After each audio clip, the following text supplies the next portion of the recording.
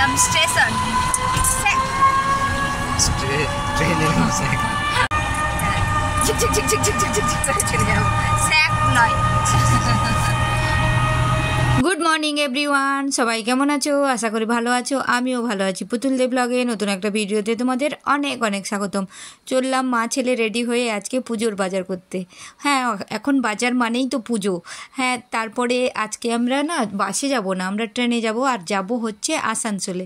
আর একটা বান্ধবী ছিল যার বাড়ি হচ্ছে বক্রেশ্বরের কাছে। ও বলছে আমি কখনো আসানসোলে বাজার করিনি, তোমার সাথে আমিও যাব তাহলে। আলাম অবশ্যই, দিয়ে যেহেতু আমার বোনের বাড়ি আছে ওইখানে আজকে কিছু টুকটাক কেনাকাটা করব, রাত্রিবেলা থাকবো, তারপরে কালকে কেনাকাটা করে ওর বাড়ি থেকে খেয়ে দিয়ে দুপুরবেলার দিকে বেরিয়ে আসবো, আর বিকেলে বাড়ি পৌঁছে যাব।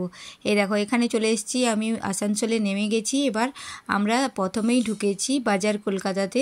এখানে যদি আমাদের কিছু পছন্দ হয় তাহলে নিয়ে নেব, ওই জন্যই আমি দেখো জলের বোতলটা নিয়েই ঘুরে বেড়াচ্ছি। মানে কি বলো তো, যদি শপিং করতে করতে ক্লান্ত হয়ে যাই তখন জলটা খাবো, ওই জন্যই। কিন্তু শপিং করা ছাড়বো না, মানে পুজোর বাজার করাটা এখন যেহেতু শুরু যখন হয়ে গেছে, এখন মনে কত আনন্দ। সেই সঙ্গে এখানে প্রথমে চলে এলাম ছেলেদের কাউন্টারে, মানে আমার ছেলের জন্য কিছু নেব বলে।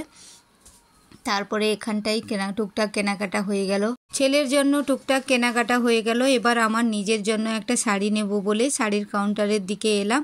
তো কি কিনেছি না কিনেছি দেখতে হলে পরের ভিডিওতে তোমাদেরকে চোখ রাখতে হবে। চলো টাটা।